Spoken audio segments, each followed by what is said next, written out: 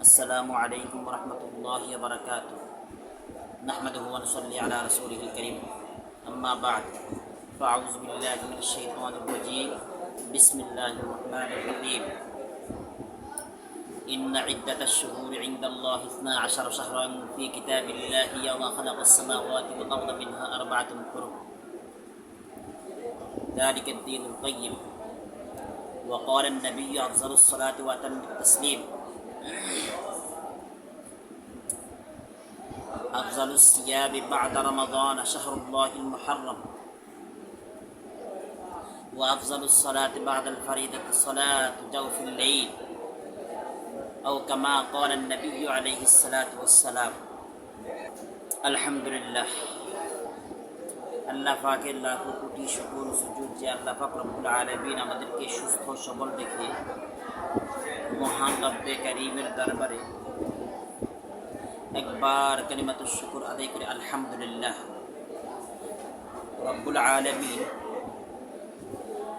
তিনি কোরআনে কারীমের মধ্যে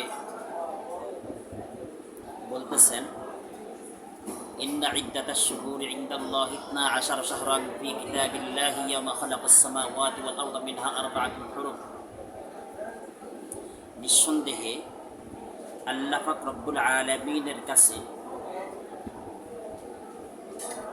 12টি মাস নির্ধারিত।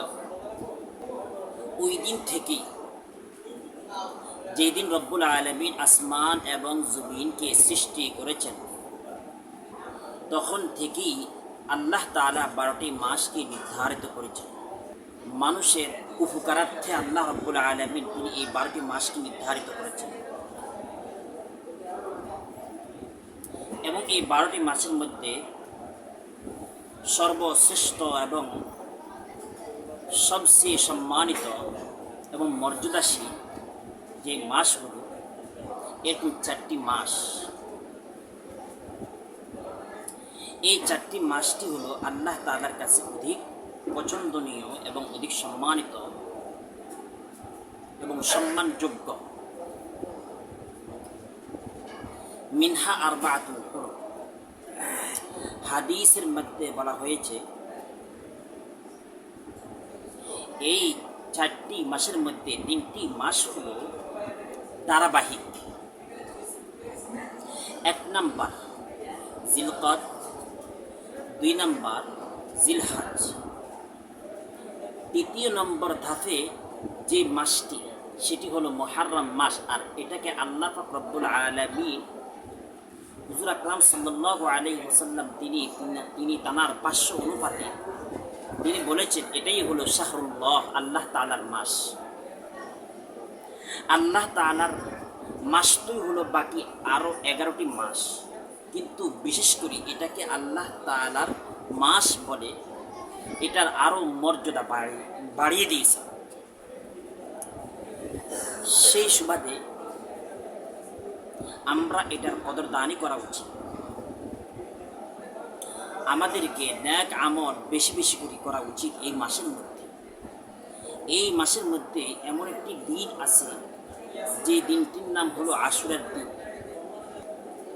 এই আশুরার দিন আল্লাহ পাক রব্বুল আলামিন তিনি বান্দার জন্য এই মাসের মধ্যে প্রণয়ন করে, এই মাসের মধ্যে নির্ধারিত করে এই মাসের আরো মর্যাদা বাড়িয়ে দিয়েছে।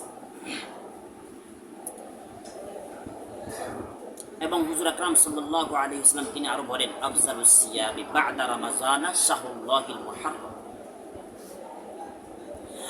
রমজান মাস মহিমান্বিত যে মাস 12টি মাসের মধ্যে, তন্মধ্যে একটি মাস হলো যে মাসে কোরআনে কারীম আল্লাহ তাআলা তিনি নাজিল করেছেন। সেই মাসটি হলো রমজান মাস। এই রমজান মাসের পরে সর্বশ্রেষ্ঠ রমজান মাসে রোজা রাখা, এটা অন্যান্য রোজার চেয়ে খুবই অগ্রাধিকার এবং অগ্রগণ্য। এবং এই মাসের রমজান মাসের রোজা হলো ফরজ রোজা।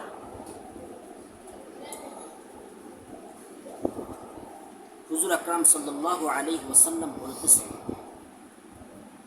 আফজালুস সিয়ামি বাদা রমাজান, রমজান মাসের রোজার পরে, রমজান মাসের ফরজি রোজার পরে সর্বশ্রেষ্ঠ, অতি উত্তম এবং শ্রেষ্ঠ রোজা হলো মুহররমের রোজা।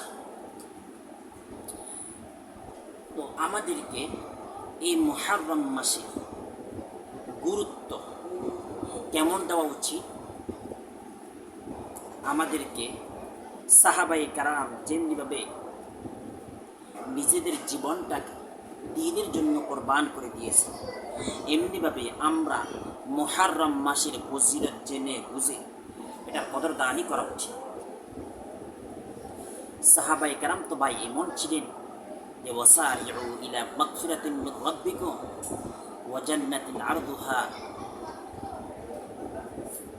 যে সাহাবায়ে কেরাম তারা নেক আমলের প্রতি তারা অগ্রগামী হইতেন, তারা খারাপ কাজ থেকে বিরত থাকতেন, তারা অন্যায়কে সাপোর্ট করতেন না, অন্যায় থেকে তারা বিরত থাকতেন, তারা দুনিয়া থেকে কুসংস্কারকে মিটিয়ে দেওয়ার জন্য আপ্রাণ চেষ্টা করেছেন, এমনকি তারা কুসংস্কারকে দূরীভূত করে দিয়েছেন।